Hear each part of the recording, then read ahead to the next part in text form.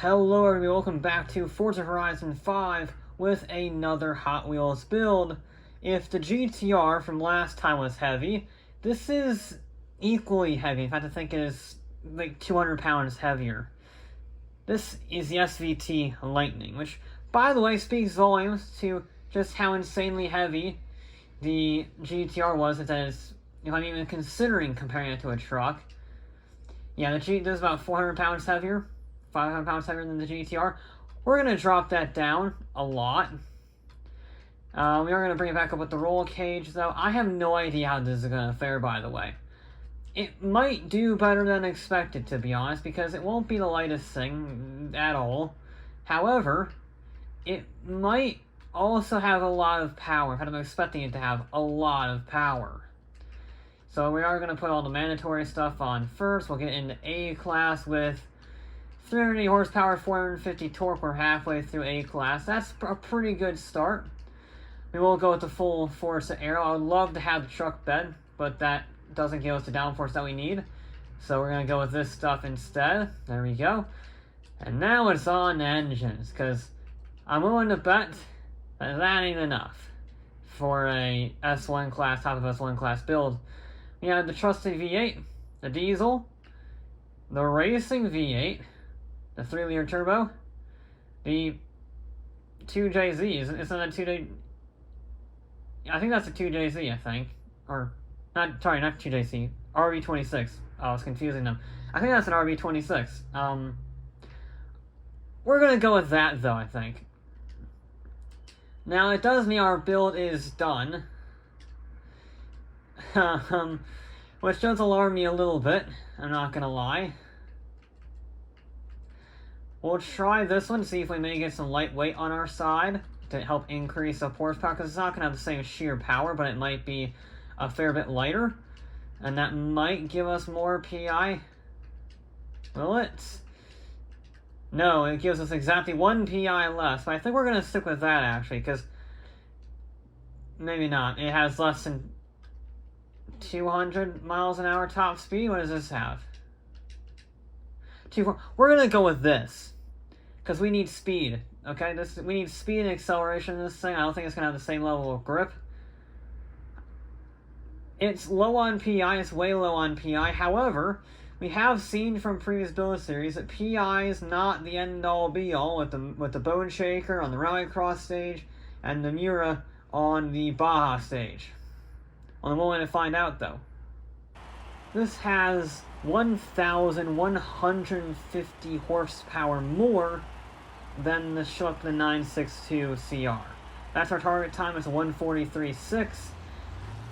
I don't think this is going to beat it. It has a lot of traction issues getting off the line. I mean, even wheel spin 50 right here being a complete moron. But honestly, first impressions just driving up there didn't seem awful. I don't think it'll have the sheer grip necessary, but the power is insane. It's very intoxicating. We're not going to have the same problems we had with the GTR, that is for sure. The GTR suffered from a lack of power. That's why it was so slow, despite it being insanely grippy. This thing, though, I think it's going to be the opposite of the problem. I think it's going to be super powerful, and it doesn't have the aerodynamics or the sheer grip in the corners to really make use of it. It may beat the Nissan GTR. It might beat that, sheer, acceleration-wise. Because, honestly, this is not the worst thing I've ever... It's better than the... Wait, there we go. It's better than the Diora 2, from first impressions-wise. Like, the turn-in is actually semi-good. And the power delivery, once you aren't, spinning the wheels like a moron, isn't terrible. And acceleration isn't terrible either. It really struggles in 7th gear. I've noticed that it does struggle and it gets wheel spin. That's not where I want it to be. I'm way out of shape there. Yeah, I think it's just going to lack that overall grip necessary to rival the 962. Definitely more in line with the BMW M2, although the M2 was very composed, as well as being pretty darn powerful. I think this is just a little too far on the power build side, which is why, despite having 1,800 horsepower near enough, it has it's what, 21 PI down? 21-ish PI down on the rest of the field. But amusingly, the aerodynamics of the truck are so terrible that despite 1700 horsepower, it's actually slower than the M2 in a straight line. It's very fast accelerating, but actual straight line speed is lacking a lot. It is at least flat out to that point. We're not going to get flat out through many corners, but we are going to be okay. Yeah, straight line speed surprisingly lax. Very surprisingly lax. At 152, that's not really a good baseline, or a good reference point. We had a pretty sloppy run. Whoa! Okay, we kept it out of the wall, but that was a lot of oversteer. It's a little bit slidey. Nope. It doesn't like that section at all with the power delivery. There we go. Now we're still getting wheel spin in 6th gear. Oh, this has a severe wheel spin problem, certainly in that section, maybe overall in general. But you see, here it's fine. Here I'm going flat out, there's no issues. But heading on that section particularly, it just dies. Here we're going to maybe downshift to 6th. No, not yet. We're still just in 7th gear range. Ugh. Alright, now we'll go down to 6th. Yeah, I just struggled with the overall turning on that section. It's just awful. It's very apparent on that section. Brakes are also a little bit prone to locking up on the transitions there. I think the big thing is just getting a clean lap with this vehicle. I think it has pace. It's just a matter of actually lapping without an incident, and that is easier said than done. This might be one of those, the best lap is the least dirty lap, shall we say. We do still at least get to 200 miles an hour, but you can see it's just a slog getting up there, and it's really not happy on the limit. Whoa, yep, it really gets unhappy at the limit. But if you can push it, yeah, another 151, and we're a second faster, but yeah, it's difficult to get lap speed out of this. I think it has some pace, certainly enough to not be last, but actual... There we go. That was a very good run through there. Actual consistency is that's what I'm looking for. Consistency is very difficult with this vehicle, just based on the complexity of how to drive it. It's not an easy vehicle to master. Yeah, it really wants to step out there. So you gotta be really cautious. A little bit of understeer, but we keep it out of the wall. Using like half throttle. A little bit of short shift there. There we go. Now we are on the 206 for the down, so we have to downshift again. And then we can carry the speed just about. That was a much better section. Okay. Now we're gonna try and turn a little early here. Now we'll downshift. Just try and keep it really high in the RPMs, try and get maximum acceleration out of these corners. Oh, that was a clean lap. Let's see what that actually does for us in terms of lap time. Nope, don't step out. I can feel it, you can see it wanting to step out. Oh, that's really difficult to manage. It is manageable, it's fun. It's fun because it provides an actual challenge on this course. Apart from just understeer. Understeer is only the biggest difficulty on this track. And, well, this thing definitely does not have an understeer problem. We'll put it that way. But it doesn't like that corner. There we go. Alright, that was a good run. That was a good, genuine, honest lap, and it was terrible on the time. Wow, okay. I thought this would be, okay. I know it's down on PI, but no, it's horrible. Huh.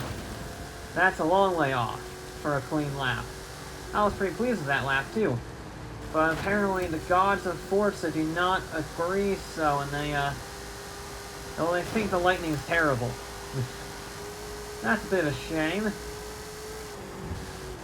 And I really don't know where I can make up the time, because there wasn't exactly any crashes on that one that cost me 2 seconds, which is really what I need to make up if I want to get any sort of chance of beating that Diora. Huh. Yeah, I don't know. It's weird. I think it's just lacking overall pace, because I can manage the oversteer, but I think it's just lacking general grip. Because it gets a little bit of understeer in places, and then it gets oversteer on the slower corners. So, it's sort of like the worst of both worlds, and then I miss my braking zone again, and then it's just, yep. It's a great drift car. Despite being on racing or semi-slicks, it's a great drift car, because it has no weight over the back end. And that means it can just do a burnout all day long. But that's not conducive to lap time. It's fun, but it's not a lap time generator. Yeah, it's a tricky one, this one. Tricky one, because I feel like it has pace. It feels fast, but it's not. It's really not. Yeah, well down the order. We got one more chance here to not completely suck.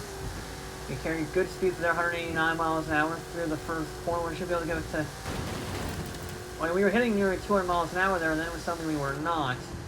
I don't know why it slowed down midway through the loop. Maybe it dug in on the bottom? I don't know. But regardless, we lost a bit of speed there. Ugh.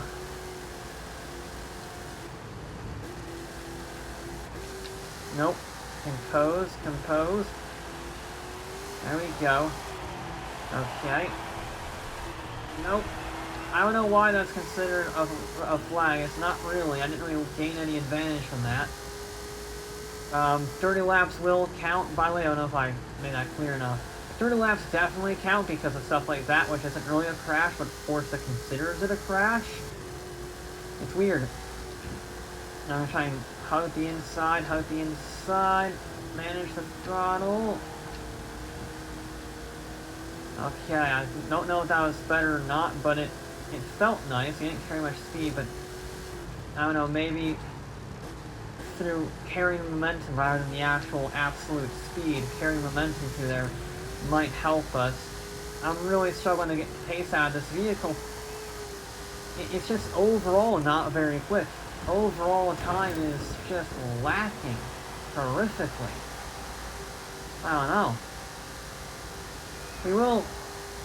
at this point I just want to get into the 49s, you know, at least be in the sub 150, but I don't think it will, to be honest. We got a great exit there, and we can power our way down. I don't know if it's going to be enough. It might be it is going to be a 149.459.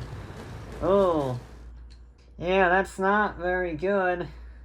That will put it in stone dead last by a decent margin over the Diorta 2. I didn't think the Diorta 2 would get beaten, or would beat anything, I should emphasize. But yeah, I beat this 148.7, and this was a 149.4. Oh, Lightning's just not quick. Doesn't have the grip. Doesn't have the front end grip. Doesn't have the rear end grip. And I think just the weight of it all is pretty terrible. Either way, that will be it for this episode of Forza Horizon 5. I'll be back with more.